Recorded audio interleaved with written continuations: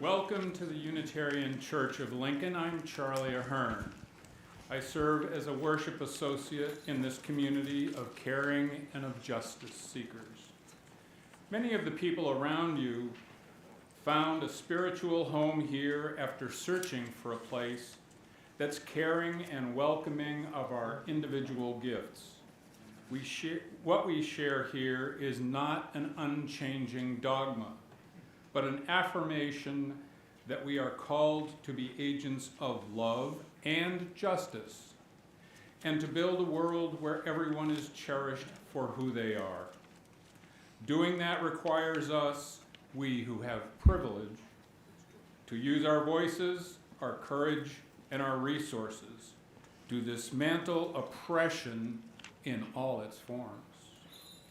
Now, I think we may have announcements from the board.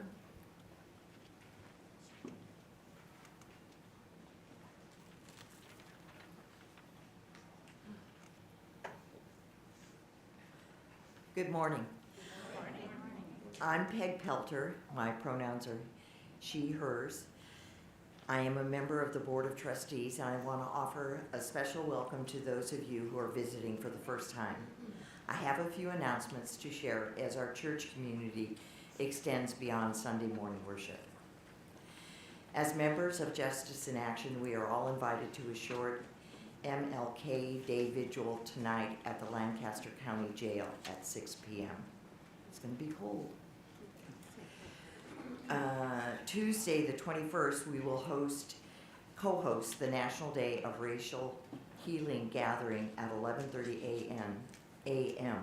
with the NAACP. We will watch a movie and join in a national conversation. Save the date for the Music Transition Town Hall on February 9th after the service. We want to know your thoughts about music in our church in the future. Thank you.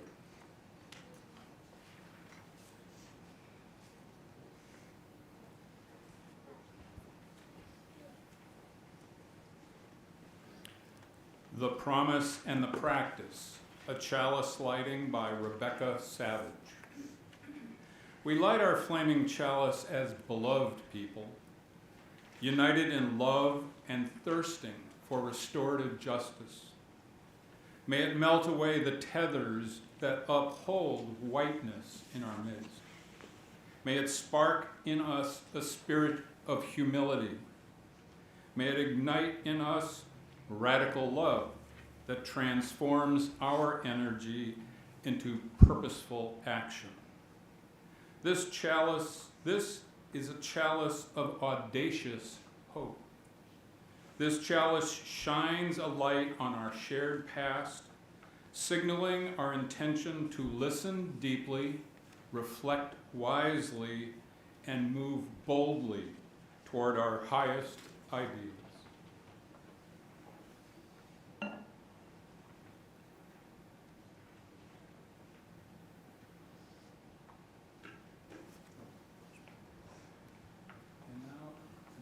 Have a reprise of Hush.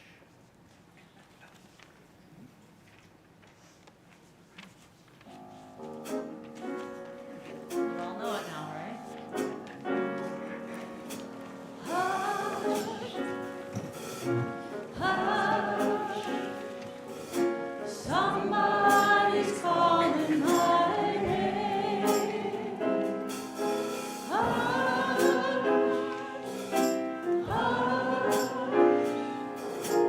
somebody's calling my name.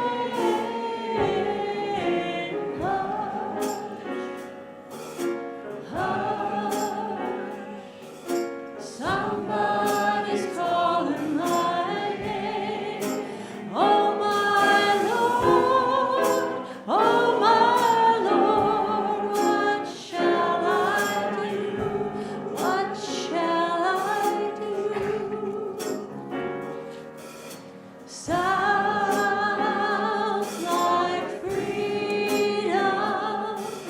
Somebody's calling my name. Sounds like freedom. Somebody's calling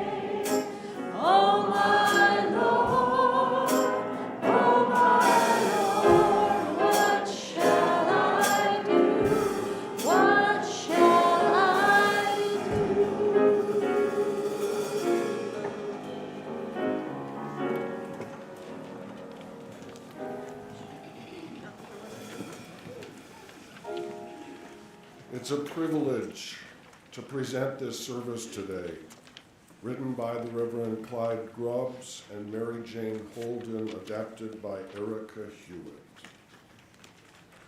You're about to hear the story of the civil rights movement, a story that needs to be told over and over so that we remember its people and its principles.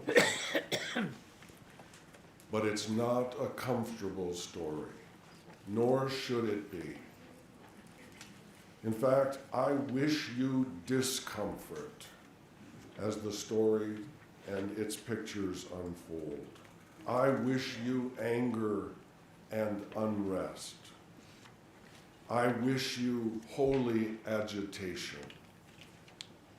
I wish for all of us to leave this sanctuary at the end of this hour with fresh honor and appreciation for the mighty struggle that took place in our country in the 1960s, and for the ways that the struggle continues today.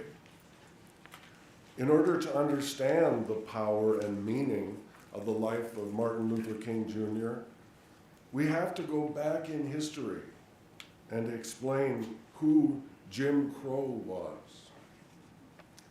Jim Crow was a character in the minstrel shows that white Americans flocked to in the middle of the 19th century. The shows were full of music and dancing clowns and skits. Jim Crow was a black-faced actor, and the comedy was to depict African Americans as stupid and people to be made fun of. For many white Americans, Jim Crow defined what real African Americans were supposed to be like. So in wake of the Civil War and Reconstruction, when the white power structure of the southern states tried to find a way to continue the oppression of now free Americans and institute a group of laws putting African Americans in second-class status, they named those laws after the clown character Jim Crow. Jim Crow laws kept black people in separate schools and menial jobs. They effectively denied the African American people the right to vote by requiring that they take a test on the U.S. Constitution, which was waived for white people. The examiners always found that the African Americans failed the test. There was also a tax on voting in some jurisdictions, which kept poor voters, which African Americans most often were, off the voter lists. One of the most humiliating Jim Crow laws was the racial segregation of public transportation. White folks rode in the front of the bus and black folks rode in the back. And there were little signs along the bus aisle that indicated white or black. These signs could be flipped and African Americans told to stand if the white section filled up. The African American people struggled against Jim Crow laws since the inception. But in 1954, the Supreme Court made a landmark decision. In Brown versus the Board of Education, the court made it clear that laws setting up separate schools were unconstitutional. Separate schools were inherently unequal, and they, therefore, violated the Equal Protection Clause of the Constitution. It was clear that Brown versus Board of Education meant an end to all forms of racial segregation in public facilities. But local Jim Crow laws would need to overcome one by one. Will you join me now in a time of prayer and meditation? And our prayer this morning is from Viola Abbott. Let us open our hearts, still our minds, and enter a time of prayer.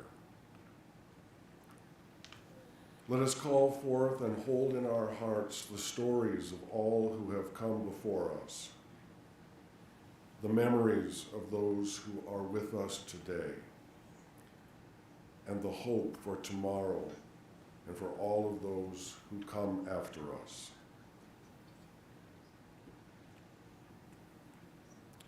Let us be thankful for this opportunity for healing, forgiveness, and reconciliation, while knowing that we can never, should never forget what has brought us here today.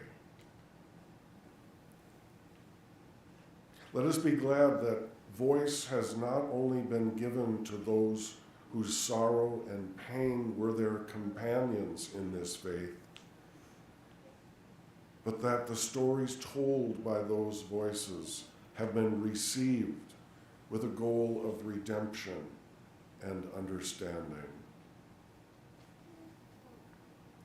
Let us call upon that light which shines in each of us to give us the strength to walk together into the future and do the work that is necessary and which does not end here today.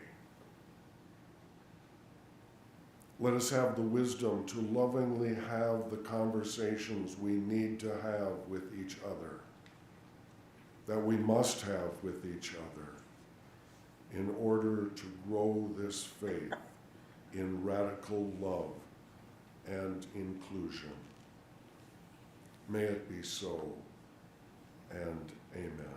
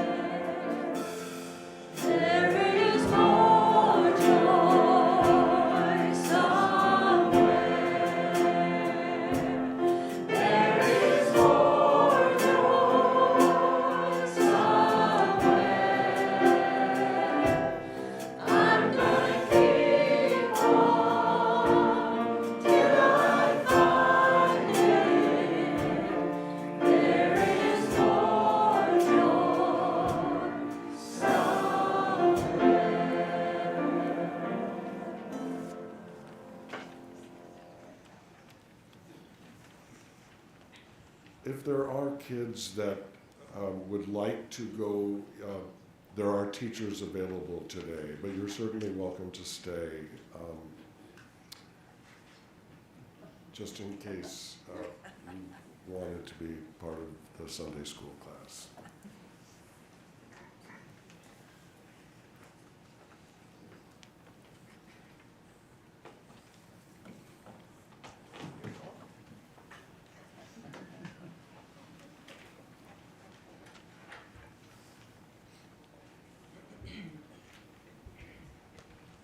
It began with Rosa Parks. Not really.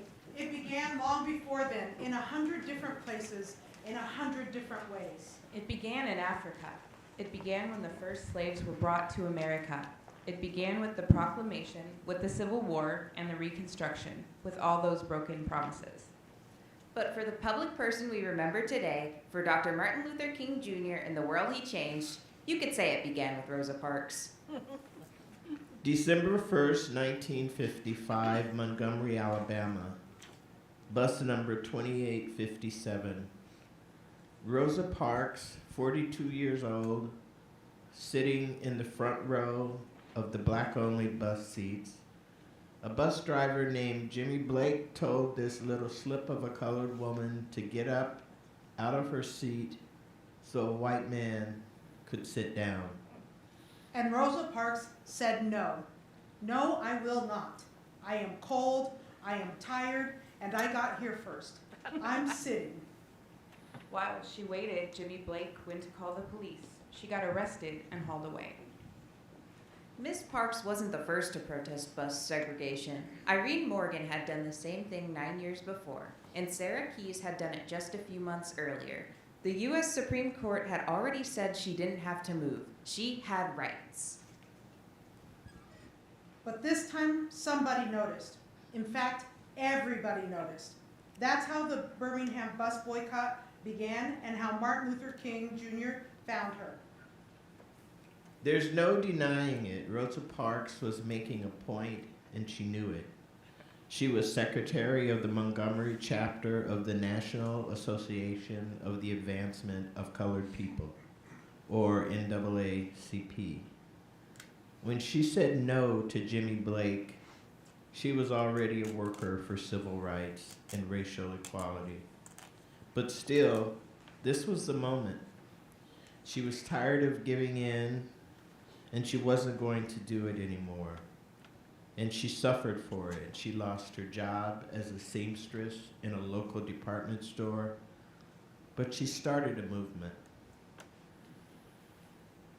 E.D. Nixon, president of the local NAACP, wanted Rosa Parks' arrest to be a test case so that Montgomery's black citizens could challenge the city's segregationist laws. He and the other leaders of the movement had actually been waiting for a case like this, for an act of injustice that would galvanize the black community and drive them into action. After Rosa Parks was arrested, E.D. Nixon organized a meeting of local ministers at Home Church of a Young Minister. Martin Luther King Jr. a little later on, imagine being able to read. Anyways, mind if I said that? After Rosa Parks was arrested, E.D. Nixon organized a meeting of local ministers at Home Church of a Young Minister, Martin Luther King Jr., that's better. A little later on, King was elected to lead the boycott, mainly because he was new in town and unknown, and the city fathers of Montgomery hadn't had a chance to intimidate him. E.D. Nixon actually had to push Reverend King to get him to take the job, but he did it. Finally, and the world started to change. The night of Rosa Parks' arrest, Joanne Robinson, head of the Women's Political Council, printed and circulated a flyer throughout Montgomery's black community. Another woman has been arrested and thrown in jail because she refused to get up out of her seat on the bus for a white person to sit down. This has to be stopped. The next time it may be you or your daughter or mother. This woman's case will come up on Monday. We are therefore asking every Negro to stay off the buses Monday in protest of the arrest and trial. Don't ride the buses to work, to town, to school, or anywhere on Monday. You can afford to stay out of school for one day if you have no other way to go except by bus. You can also afford to stay out of town for one day. If you work, take a cab or walk, but please, children and grown-ups, don't ride the bus at all on Monday. That was December 2nd. On December 3rd, almost no black people rode the buses in Montgomery, Alabama. Instead, boycotters just stayed home or organized carpools, and some white housewives even drove their black domestic servants to work. Whether they were sympathetic to the cause or just wanted to not have their servants miss a day at work. Dr. King said it best himself. A miracle has taken place. The city didn't like that. They pressured local insurance companies to stop insuring cars used in carpools, so the boycott leaders arranged policies with Lloyd's of London. Black taxi drivers helped too. They charged their black fares only 10 cents for a ride, the same price as a bus ride. And when the city officials heard about that, they passed a law saying it was illegal to charge a rider less than 45 cents. That didn't stop it. It just got bigger. People started riding bicycles. They started walking. They even rode mules and horse-drawn buggies. And across the country, black churches raised money to support the boycott. They even collected shoes to replace worn-out footwear of Montgomery's black citizens. The white racist power structure, part of a group called the White Citizens Council, fought back. Martin Luther King Jr. and Ralph Abernathy's houses were firebombed. So were 4 black Baptist churches. Boycotters were attacked and beaten all over town. Finally, the city of Montgomery hauled out a law passed way back in 1921 and started arresting protesters for hindering a bus. And one of those arrested was King. He ended up spending 2 weeks in prison and became a national celebrity, much later, Dr. King said, I was proud of my crime. It was a crime of joining my people in a nonviolent protest against injustice. The Montgomery bus boycott was an 11-month mass protest that ended with the U.S. Supreme Court ruling that public bus segregation is unconstitutional. Dr. King saw it was about much more than that. It wasn't just about a black woman in Montgomery getting pushed around. It wasn't just about one law in one city. It was about the rights of all black people. It was time to stand up. King said, In all of our actions, we must stick together. Unity is the great need of the hour. And if we are united, we can get many of the things that we not only desire, but which we justly deserve. By the way, Rosa Parks came out okay. She was awarded the Congressional Gold Medal, and there's a statue of her in the National Statuary Hall. When she died, she lay in honor in the Capitol. Oh, there's more. Hold on. Rotunda in Washington, D.C. Only the 3rd private citizen to lie in honor in the Rotunda, Rosa Parks. Please stand now for our hymn, We Shall Overcome.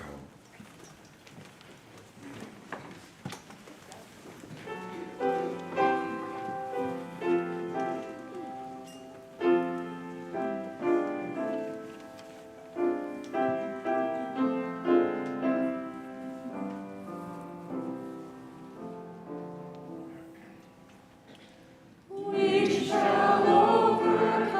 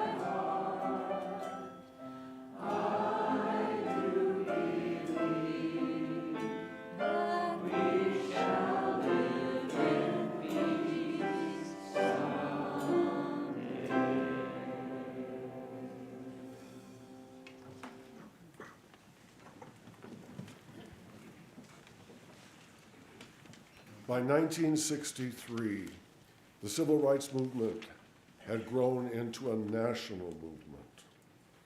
There had been sit-ins at lunch counters, voter registration drives, freedom rides on interstate buses, and many school districts had accepted school desegregation.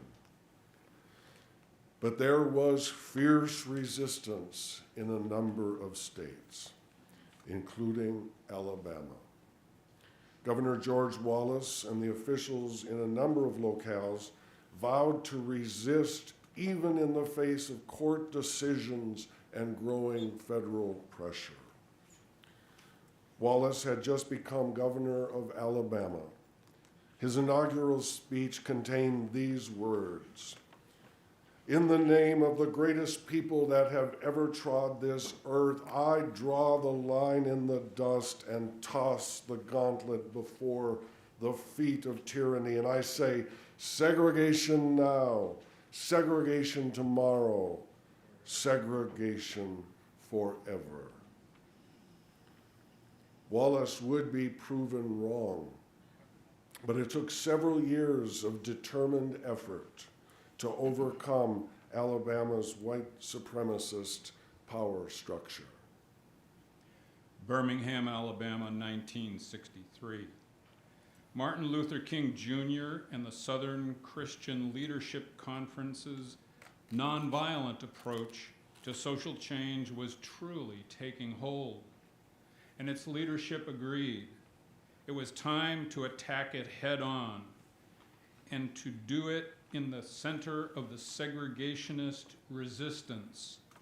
As former Congressman John Lewis said, Our goal in Birmingham was larger than ending segregation in one southern city. It was our hope that our efforts in Birmingham would dramatize the fight and determination of African American citizens in all the southern states, and that we would force the Kennedy administration to draft and push through Congress a comprehensive Civil Rights Act outlawing segregation and racial discrimination in public accommodations, employment, and education. Bull Connor, Birmingham's Commissioner of Public Safety, was a determined segregationist. So when SCLC finally launched its anti-segregation campaign in early April, Bull Connor put up a wall of resistance. It started with mass meeting and direct action. King talked endlessly about the philosophy of nonviolent violence and its methods, and gathered volunteers for lunch counter sit-ins, marches on city halls, a boycott of downtown merchants. The number of volunteers increased every day. Now there were kneel-ins at churches, sit-ins at the library, and a march of the county building to mark the opening of a voter registration drive. On April 10th, the city government got a court injunction ordering an end to all protests. But Martin Luther King Jr. and the SCLC disobeyed the court order. King declared, "We cannot, in all good conscience, obey such an injunction, which is an unjust, undemocratic, and unconstitutional misuse of the legal process." King himself knew he would be arrested if he kept on going, and he worried about that. They were running out of money, and Dr. King was a really good fundraiser. He wondered if he could do more on the outside than on the inside. But finally, he decided he had to go to jail in Birmingham. "Friends," he said, I have to make a faith act. I don't know what will happen or what will the outcome be. I don't know where the money will come from. But on April 12th, he got himself arrested for violating the court order, and he was slammed into solitary confinement. He wasn't even allowed to call his wife Coretta, who was home recovering from giving birth. Attorney General Bobby Kennedy and President John F. Kennedy had to put pressure on the judges personally, just so King could call home. Finally, after a huge movement all across the country just to raise the money, King was released on April 19th, 1963. During his time in jail, Dr. King came to recognize how big the movement was becoming. It wasn't just about the Deep South anymore, even though that's where the oppression of black people was the worst and had lasted the longest. No, this was about black people all across the country. In his famous letter from the Birmingham jail, he wrote, "Injustice anywhere is a threat to justice everywhere. We are caught in an inescapable network of mutuality, tied in a single garment of destiny.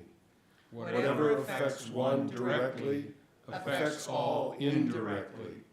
Never again can we afford to live with the narrow, provincial, outside agitator idea. Anyone who lives inside the United States can never be considered an outsider anywhere within its bounds." But change didn't happen just because he was released from jail.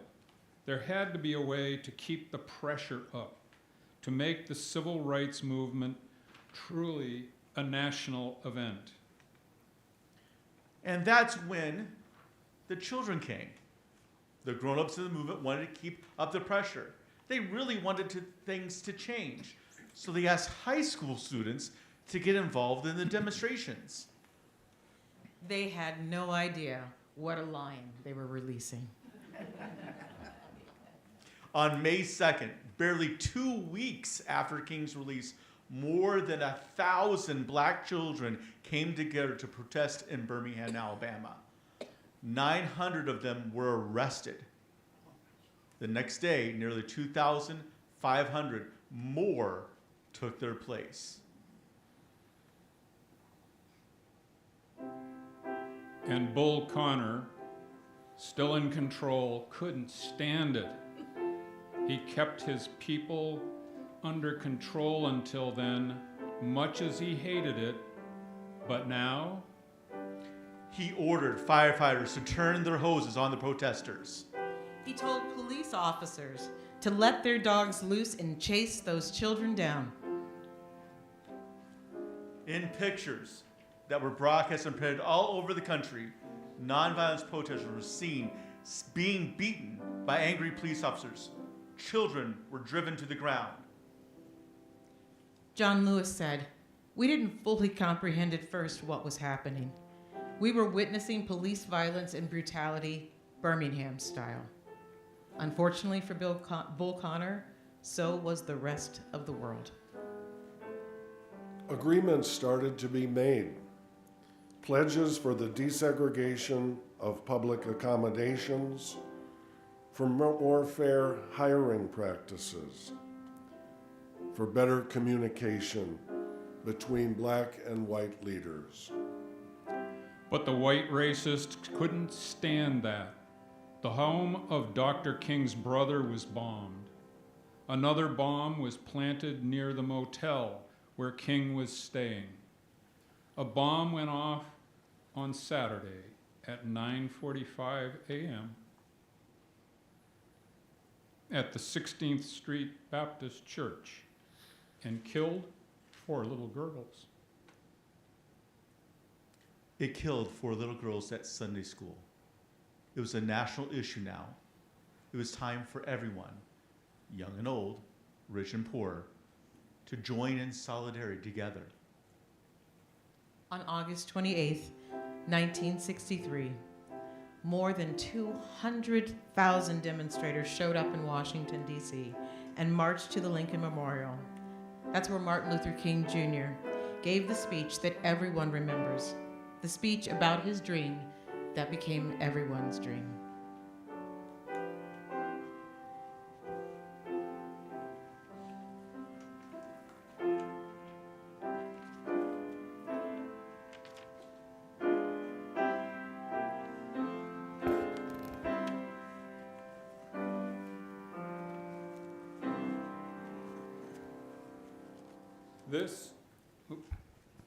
This is a Share the Plate Sunday.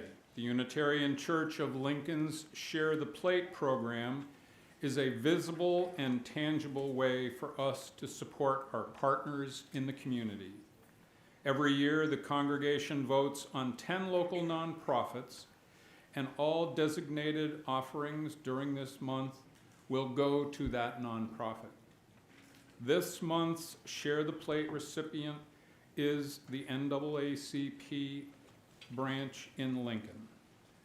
And today we have Dr. Dwayne Mays from the Lincoln NAACP, will now tell us a bit about their work.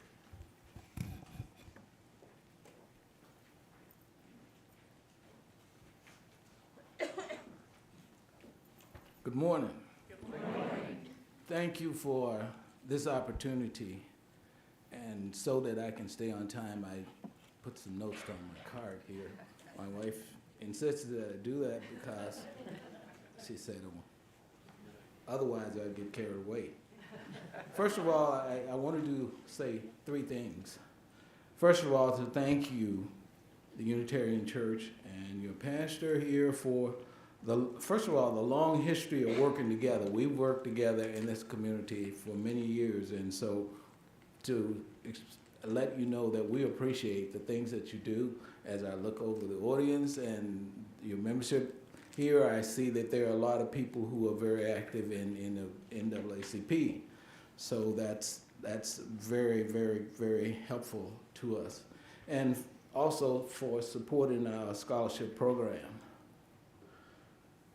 I want to tell you a little bit about what we did in 2024.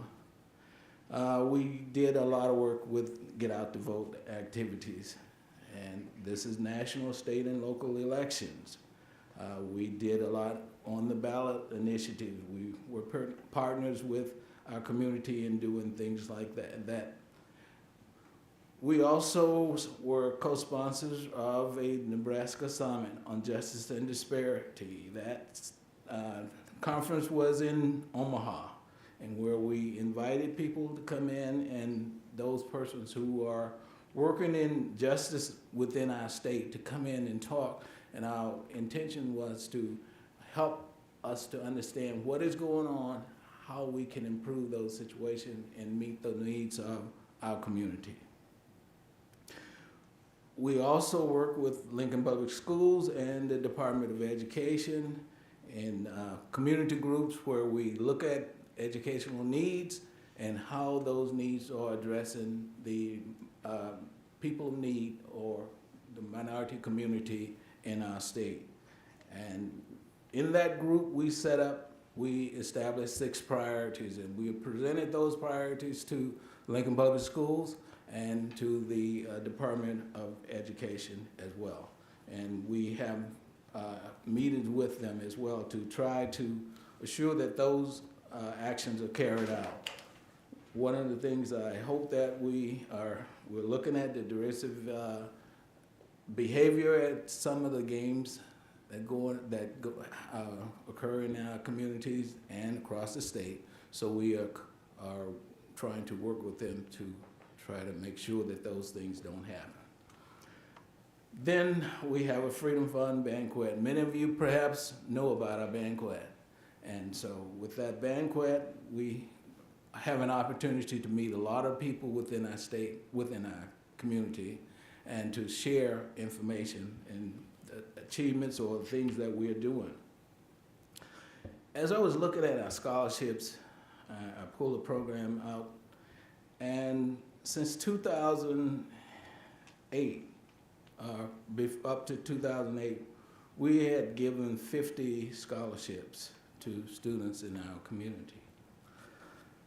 I didn't realize that was up until that point, and that was before pandemic.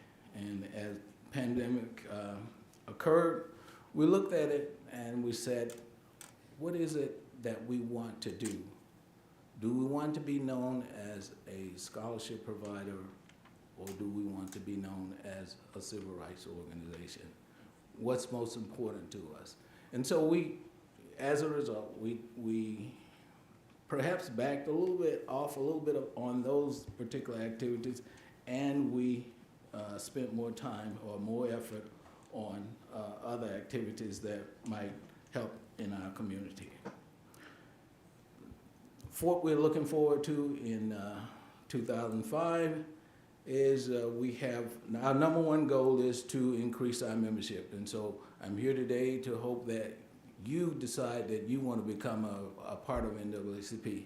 I have some applications, and if you don't like doing the long applications, we have electronic applications as well for you modern people. Also, we are very busy working on get out to vote. And with our city elections coming up, we hope to join with many of our candidates and friends in the community to assure that we get the best people and a diverse group of people who can represent all of us in this community. Then we're looking forward to a fair housing petition that's being circulated around to assure that people who are less or who have income basis, that they are being served as well within our community. And I'm sure that there are persons here who have a petition, but just in case they didn't bring their petition, I brought mine. Then on Lobby Day at the Capitol, we have that planned, and hopefully you'll join in with us as we do that. Then we have we're looking forward to having our Freedom Fund banquet again this year, and a scholarship as well. Our scholarship, we're putting on our website by the end of the month. It will be on there. Also, we are planning to complete our TNR Truth and Reconciliation or Roots of Justice project. We're finishing writing this month, and we will get that out this year in an electronic form and as a hard copy as well. We are doing our special emphasis on membership, so don't let me forget that. And I made that note. Then National Day of Healing is coming up, and we look forward to the opportunity of working with you on that. Want you to know that we don't have all of this. It's our first time doing this, so we're learning. So come and learn with us and share stories, which will be helpful to us.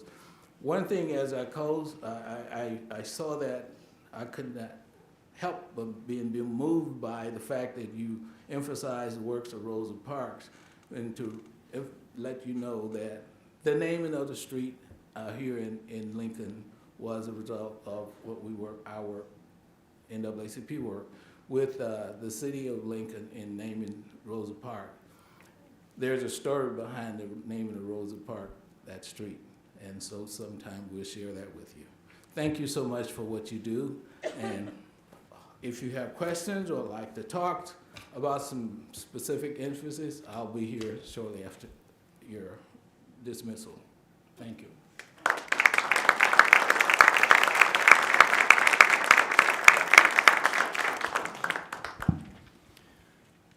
Thank you, Dr. Mays.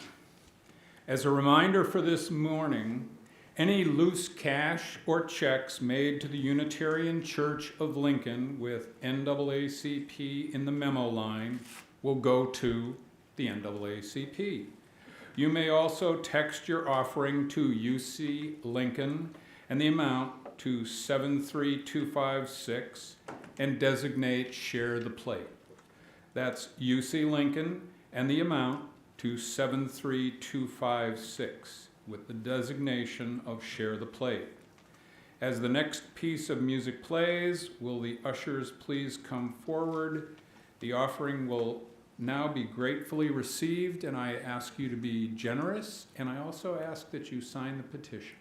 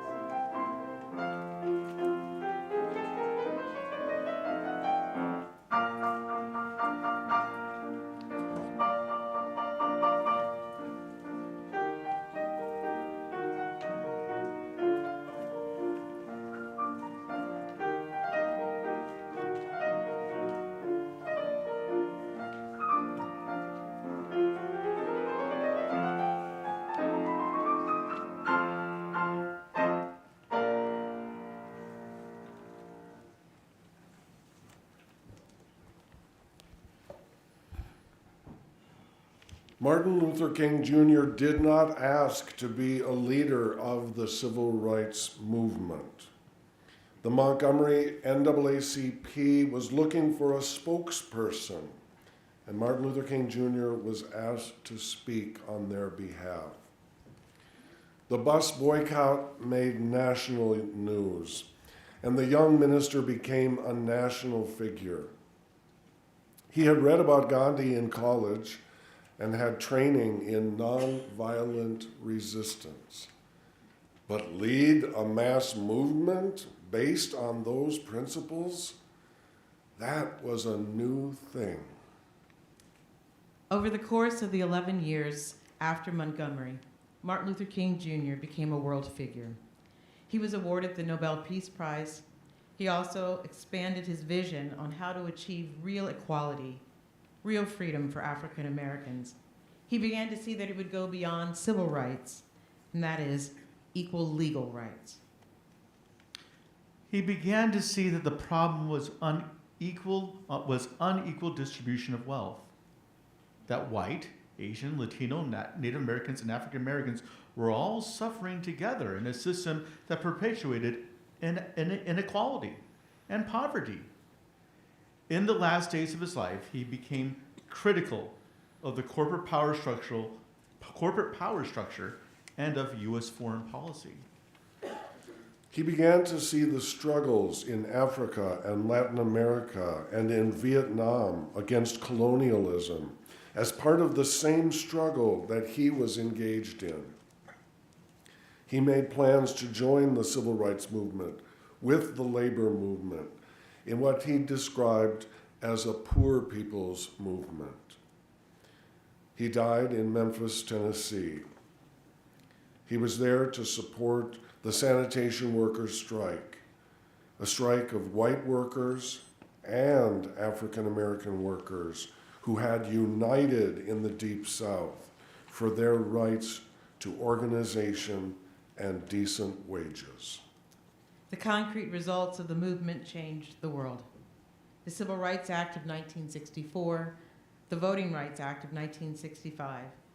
They led directly to the enfranchisement of African Americans and directly to the inauguration day the country celebrated 16 years ago tomorrow, when our country's first African American president took office.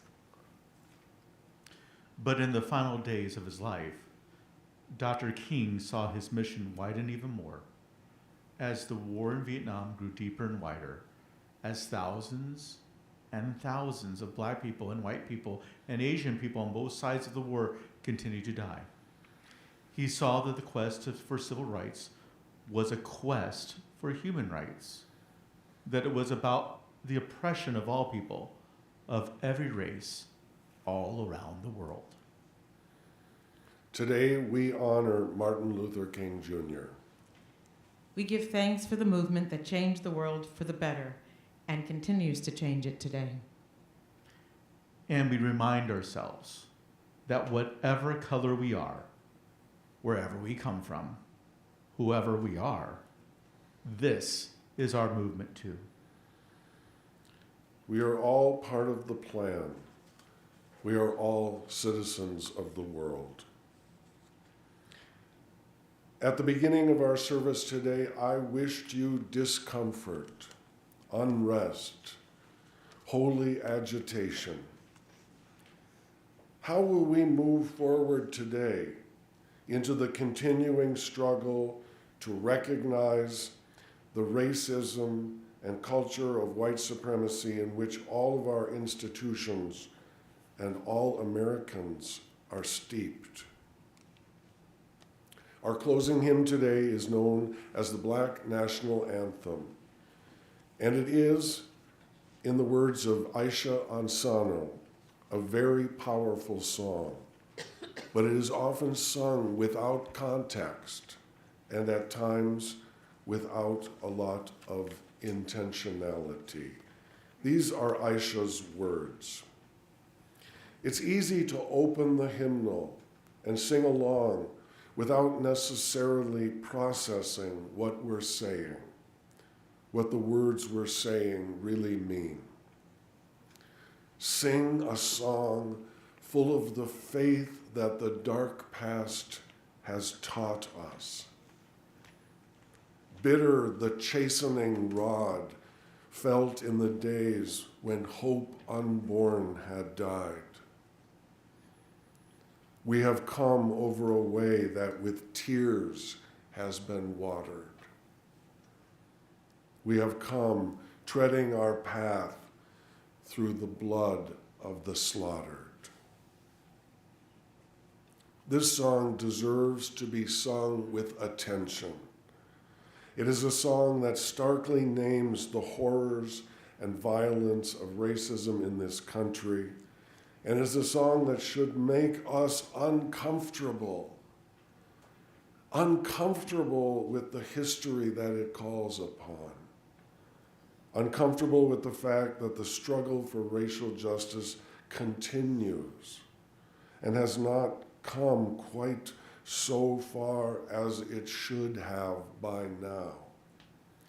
How can anyone sing the words, treading our path through the blood of the slaughtered, without a deep, deep discomfort?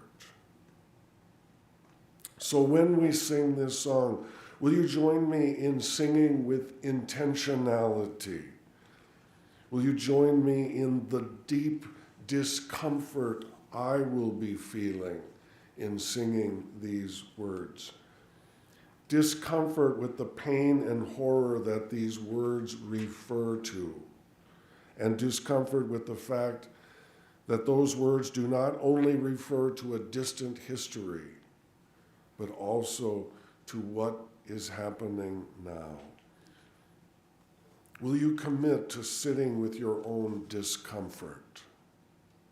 And then will you tap into that discomfort and do something? Will you lift your voice and sing until the earth and heaven ring with the harmonies of liberty? Please rise now in body or spirit for hymn 149. Lift every voice and sing.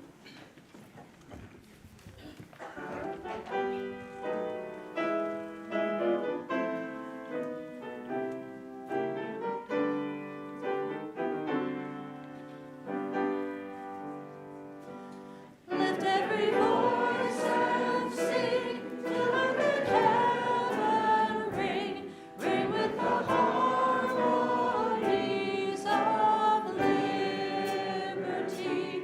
Let our rejoicing rise high as the listening skies. Let it resound loud as the rolling sea. Sing a song full of the faith that the dark past has taught us. Sing a song full of the hope that the present has taught us. Facing the rising sun, out of a new day begun, let us march on till victory is won. Slowly the memory trod, bitter the chasing rod, felt in the days when hope unborn had died. Yet with a steady beat and not a weary feet, come to the place for which our fathers sighed. We have come over a way that with tears has been watered. We have come treading our path through the blood of the slaughtered. Out of the gloomy past, till now we stand at last, where the white gleam of our bright star is fast. God of our weary years, God of our silent tears, thou who hast brought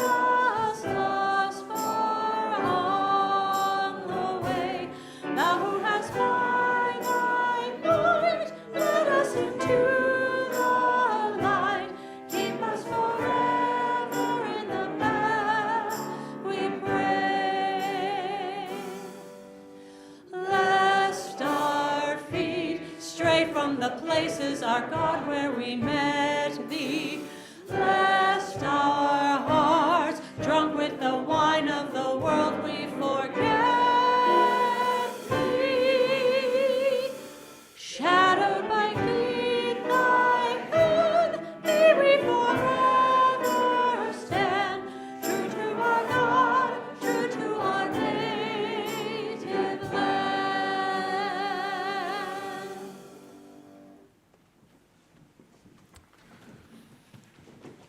Our benediction today comes from Rebecca Savage. Spirit of life, Spirit of love, we have gathered under the banner of a shared faith. We are born of a welcoming grace that extends and receives love.